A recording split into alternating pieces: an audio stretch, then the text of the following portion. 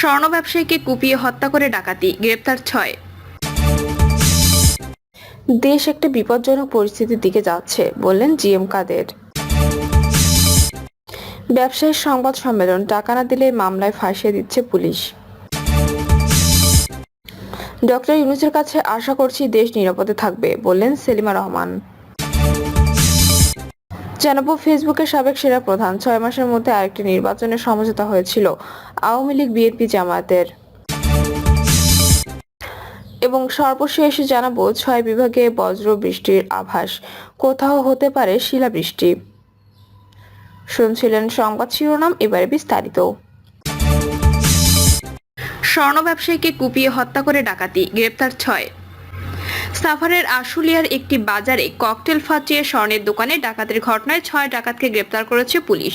এ সময় লুটে 13 ভরি স্বর্ণালঙ্কার সহ নগদ 76,000 টাকা উদ্ধার করা হয়।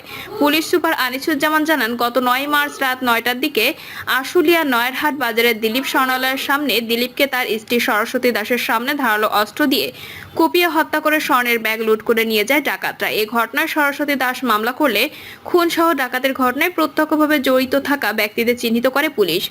পরে বিকেল থেকে মধ্যরাত পর্যন্ত সাভার, আশুলিয়া, রাজশাহী ও রাজবাড়ী জেলায় অভিযান চালিয়ে 6 জনকে গ্রেপ্তার করা হয়।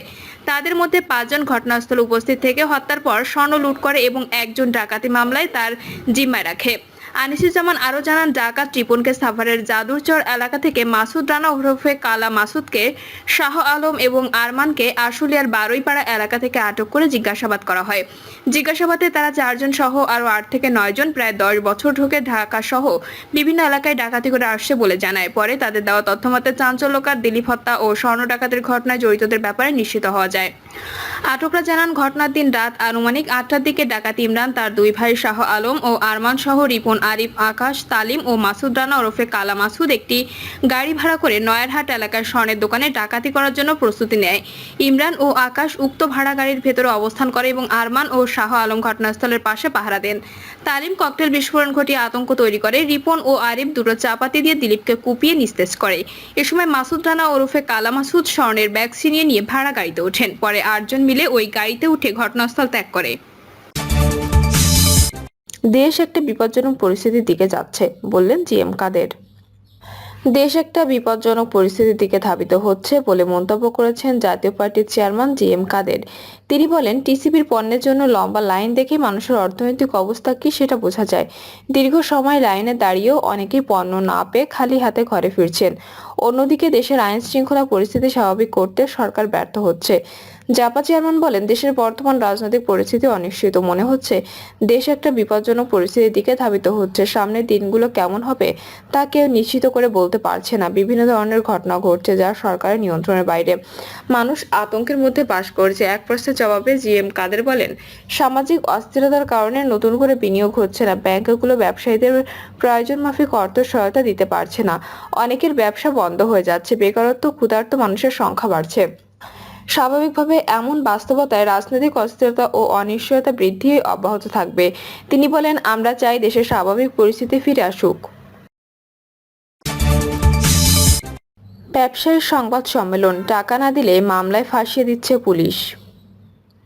চট্টগ্রামে টাকার জন্য সাধারণ মানুষকে পুলিশ হয়রানি করছে বলে অভিযোগ করেছেন নূর মোহাম্মদ সাহেদ নামে এক ব্যবসায়ী। তিনি দাবি করেছেন, বর্তমান ব্যবসায়ী, সাধারণ চাকরিজীবী, শ্রমিক কেউই পুলিশের হয়রানি থেকে বাদ যাচ্ছে না।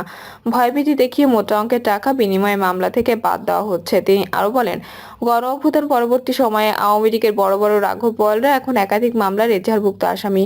তাদের না ধরে পালিয়ে যাওয়ার সুযোগ করে দিচ্ছে পুলিশ, আর নিরীহদের আটক করার পর অজ্ঞাত আসামি হিসেবে মামলা দিয়ে দিচ্ছে। আবার বাদীর সঙ্গে রফাদফা হলে মামলা থেকে বাদ দিয়ে দিচ্ছে। এসব হয়রানি থেকে মুক্তি পাওয়ার উপায় কি? ডক্টর ইউনূসের কাছে আশা করছি দেশ নিরাপদে থাকবে বললেন সেলিমা রহমান। বিএনপির স্থায়ী কমিটির সদস্য সেলিমা রহমান বলেন, আপনারা দেখেছেন নুসরাত পারুল থেকে শুরু করে গত ফ্যাসিস্ট সরকারের আমলে একের পর এক নারী নির্যাতনের শিকার হয়েছে। যারা ধর্ষণকারী তাদের কোনো বিচার হয়নি, এমনকি হত্যাকারী যারা তাদের কোনো বিচার হয়নি। সেলিমা রহমান বলেন, যারা গুম, খুন, হত্যা করেছিল তারাই কিন্তু সেই সময় রক্ষক হিসেবে অন্যদেরকে দিয়ে কাজগুলো করাতো। আজকে আমরা এমন একজনের কাছে দায়িত্ব তুলে দিয়েছি যাকে আমরা মনে করি শান্তির প্রতীক। আমরা ডক্টর ইউনূসের কাছে আশা করছি আমাদের দেশ নিরাপদে থাকবে, আমাদের মা বোনেরা নিরাপদে থাকবে, সবাই মুক্ত ও স্বাধীনভাবে কথা বলতে পারবে। ফেসবুকের সাবেক সেনা প্রধান 6 মাসের মধ্যে আরেকটি নির্বাচনের সমঝোতা হয়েছিল আওয়ামী লীগ, বিএনপি, জামায়াতের। 2014 সালে বিতর্কিত নির্বাচন নিয়ে এবার মুখ খুলেছেন সাবেক সেনাপ্রধান জেনারেল ইকবাল করিম ভূঁইয়া। তিনি বলেছেন, ওই নির্বাচনের পর আওয়ামী লীগ, বিএনপি ও জামায়াতের মধ্যে সমঝোতা হয়েছিল 6 মাসের মধ্যে আরেকটি নির্বাচনের, কিন্তু আওয়ামী লীগ ওয়াদার বরখেলাপ করেছে। 3 মার্চ নিজের ফেসবুকে দেওয়া এক স্ট্যাটাসে তিনি এসব কথা বলেন। সাবেক সেনাপ্রধান স্ট্যাটাসে লিখেছেন, 2014 সালে জাতীয় সংসদ নির্বাচনে আমার ভূমিকা নিয়ে কিছু কথা বলা প্রয়োজন, কারণ তখন সেনাপ্রধান হিসেবে আমার দায়িত্ব কি হওয়া উচিত ছিল সে বিষয়ে কিছু ব্যক্তি তাদের অন্যায্য ও অবাস্তব আকাঙ্ক্ষা থেকে প্রশ্ন তুলেছেন। রাষ্ট্র ক্ষমতা যখন বিএনপির হাতে ছিল, তখন প্রধান বিচারপতির অবসরে বয়স বাড়িয়ে তারা নিজেদের পছন্দের ব্যক্তিকে তত্ত্বাবধায়ক সরকারের প্রধান করার ব্যবস্থা করেছে। 2006 সালে তাদের 5 বছরের শাসনামল শেষ হলে সরকার পদত্যাগ করে। তবে নির্বাচনের প্রভাব বিস্তারে বিএনপির অভিলাষের অভিযোগ তুলে আওয়ামী লীগ লগ্নি বৈঠার আন্দোলন নামে এক ভয়াবহ বিক্ষোভের সূচনা করে। ফলে একজন ন্যায়পরায়ণ বিচারক হিসেবে যিনি সুপরিচিত ছিলেন, সাবেক প্রধান বিচারপতি KM হাসানকে তত্ত্বাবধায়ক সরকারের প্রধান হিসেবে আওয়ামী লীগ মেনে নিতে অস্বীকৃতি জানায়। পরে দায়িত্ব গ্রহণ করেন তৎকালীন রাষ্ট্রপতি ইয়াজউদ্দিন আহমেদ, যিনি বয়োবৃদ্ধ ও শারীরিকভাবে অক্ষম ছিলেন। আওয়ামী লীগ সহ তাদের অনুসারী দলগুলো ও জাতীয় পার্টি এই নিয়োগ মেনে নিলেও সুশাসন প্রতিষ্ঠায় ব্যর্থতা এবং রাজনৈতিক অস্থিরতা সামাল দিতে প্রেসিডেন্ট ইয়াজউদ্দিন সম্পূর্ণরূপে ব্যর্থ হন। তিনি তৎকালীন সেনাপ্রধান মঈনুদ্দিন আহমেদের চাপে 2007 সালে 11 জানুয়ারি জরুরি অবস্থা ঘোষণা করতে বাধ্য হন এবং 22 জানুয়ারি অনুষ্ঠিতব্য নবম জাতীয় সংসদ নির্বাচন স্থগিত করেন। এরপর প্রায় 2 বছর বিলম্বিত হয়ে 2008 সালের 29 ডিসেম্বর নির্বাচন অনুষ্ঠিত হয়। জেনারেল ইকবাল করিম ভূঁইয়া লিখেছেন, সংবিধান নির্ধারিত 3 মাসের মেয়াদ লঙ্ঘন করে সেনা সমর্থিত ইয়াজউদ্দিনের তত্ত্বাবধায়ক সরকার 2 বছর রাষ্ট্র ক্ষমতা পরিচালনা শেষে 2009 সালের 10 জানুয়ারি আওয়ামী লীগের কাছে ক্ষমতা হস্তান্তর করে। সেই নির্বাচনের ফলাফলকে বিজয়ী দল সুষ্ঠু ও নিরপেক্ষ বলে বর্ণনা করলেও বিএনপি এটিকে কারসাজিপূর্ণ বলে প্রত্যাখ্যান করে। দেশবাসী দেখলো, বিএনপি তত্ত্বাবধায়ক সরকারের প্রধানের নিয়োগকে প্রভাবিত করতে বিশেষ কৌশল নিয়েছিল, আর পরবর্তীতে ক্ষমতার মসনদে বসে আওয়ামী লীগ পুরো তত্ত্বাবধায়ক সরকার ব্যবস্থায় বাতিল করে দেয়।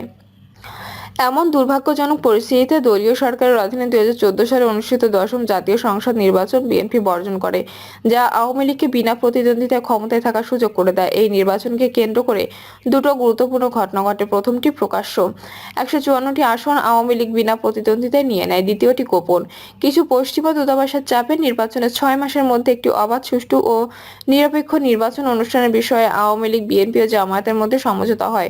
তবে ক্ষমতাসীন শেখ হাসিনার পক্ষ পরবর্তী সময়ে ওই প্রতিশ্রুতি রক্ষা করেনি। তখন নির্বাচন পরিচালনা বা প্রতিরোধ সামলাতে সেনাবাহিনীকে ব্যবহার করা হয়নি। এরপরও সেই নির্বাচনে আওয়ামী লীগকে সহায়তা করার অভিযোগ এনে বিএনপি সেনাপ্রধানকে দায়ী করে। যদিও কিভাবে সেনাবাহিনী সহায়তা করেছিল তার সুস্পষ্ট কোনো প্রমাণ বিএনপি কখনো দিতে পারেনি। সেনাপ্রধান মঈনুল আহমেদ ও তার সহযোগীরা 2007 সালে যা করেছিলেন, একজন পেশাদার সেনা কর্মকর্তা হিসেবে আমি তেমন কিছু করতে রাজি ছিলাম না। আমার ও আমার অধীনস্থ সেনা সদস্যদের প্রাতিষ্ঠানিক দায়িত্ব সংবিধানের প্রতি আনুগত্য থাকা, যতক্ষণ না তা কার্যকর হয়েছে। তাহলে কোন যুক্তিতে আমি সেই শপথ ভঙ্গ করতাম? এক্ষেত্রে আমি যুক্তরাষ্ট্রের সাবেক সেনাপ্রধান জেনারেল মার্ক আলেকজান্ডার মিলির বক্তব্যের সঙ্গে একমত। সেনাপ্রধানের আনুগত্য ব্যক্তিগতভাবে বেগম খালেদা জিয়া বা শেখ হাসিনার প্রতি নয়, বরং তাকে আনুগত থাকতে হবে দেশের সংবিধানের প্রতি, যেটি রক্ষার জন্য তিনি শপথ নিয়েছেন। যারা সংবিধানকে একটি কাগজের স্তূপ সমতুল্য মনে করেন এবং যখন তখন সংখ্যাধিক্য বা অস্ত্রের জোরে তা ছুঁড়ে ফেলতে বা পরিবর্তন করতে চান, আমি অন্তত তাদের বলে দিলাম না। আমি সংবিধানকে জনগণ ও রাষ্ট্রের মধ্যে একটি পবিত্র চুক্তিনামা হিসেবে দেখেছি। যদি কোনো রাজনৈতিক দল এটি হীন স্বার্থে সংশোধন করে, তবে সেটি রাজনৈতিকভাবে মোকাবিলা করার দায় ও কর্তব্য বিরোধী দলগুলোর। রাজনৈতিক সমস্যা সমাধানের দায়িত্ব সেনাবাহিনীর নয়। সন্তুষ্ট চিত্তে সেনা প্রধানের মেয়াদ আমি সম্পন্ন করতে পেরেছিলাম এজন্য যে ক্ষমতা দখলের লোভ আমাকে দায়িত্ববোধের প্রতি মনোযোগ সৃষ্টি করতে পারেনি। দ্বিধাহীনভাবে আজ বলতে পারি, সে সময় আমার হাতে কোনো বিকল্প ছিল না। আমি স্বস্তি পেয়েছিলাম এই ভেবে যে নির্বাচনকে ঘিরে যে বিতর্ক, বিশৃঙ্খল, অস্থিরতা তৈরি হয়েছিল, সেখান থেকে সেনাবাহিনীকে দূরে রাখতে পেরেছি। আমি মনে করি নির্বাচনের মতো অভ্যন্তরীণ আইন শৃঙ্খলা পরিস্থিতিতে সেনাবাহিনী কখনোই জড়িত হওয়া উচিত নয়। সংবিধান সংস্কারের জন্য যে জাতীয় কমিশন গঠন করা হয়েছে তার নিশ্চিত সশস্ত্র বাহিনীর মতামত নিয়েছেন। বিশেষ করে বিদেশি আগ্রাসন মোকাবিলা, অভ্যন্তরীণ নিরাপত্তা রক্ষা ও জাতীয় নির্বাচন পরিচালনা এমন গুরুত্বপূর্ণ বিষয়ে নিরাপত্তা বাহিনীর ভূমিকা কিভাবে নির্ধারিত হবে তা স্পষ্টভাবে উল্লেখ করা প্রয়োজন। জাতীয় এই প্রতিষ্ঠানকে দলীয় স্বার্থে ব্যবহার করা থেকে কিভাবে সরকারকে বিরত রাখা যাবে সেই প্রশ্নের উত্তর খুঁজতে হবে। এমন ব্যবস্থা থাকা উচিত যেন নির্বাচনের পর পরাজিত দল তাদের ব্যর্থতার দায় সেনাবাহিনীর উপর চাপাতে না পারে। 6 বিভাগে বজ্রবৃষ্টির আভাস, কোথাও হতে পারে শিলাবৃষ্টি। আগামী 24 ঘন্টায় খুলনা, বরিশাল, চট্টগ্রাম এবং সিলেট বিভাগের 2-1 জায়গায় অস্থায়ীভাবে দমকা বা ঝোড়ো হাওয়া সহ বৃষ্টি বা বজ্রবৃষ্টি হতে পারে। সেই সঙ্গে কোথাও কোথাও বিক্ষিপ্তভাবে শিলাবৃষ্টি হতে পারে। এছাড়া দেশের অন্যত্র অস্থায়ীভাবে আংশিক মেঘলা আকাশ সহ আবহাওয়া প্রধানত শুষ্ক থাকতে পারে। এতে বলা হয়েছে লঘুচাপের বর্ধিতাংশ পশ্চিমবঙ্গ ও তৎসংলগ্ন এলাকা পর্যন্ত বিস্তৃত রয়েছে। মৌসুমের স্বাভাবিক লঘুচাপ দক্ষিণ বঙ্গোপসাগরে অবস্থান করছে। পূর্বাভাসে আরো বলা হয়েছে সন্ধ্যা 6টা থেকে পরবর্তী 24 ঘন্টায় চট্টগ্রাম ও সিলেট বিভাগে 2-1 জায়গায় অস্থায়ীভাবে দমকা বা ঝোড়ো হাওয়া সহ বিদ্যুৎ চমকানো অথবা বজ্রসহ বৃষ্টি হতে পারে।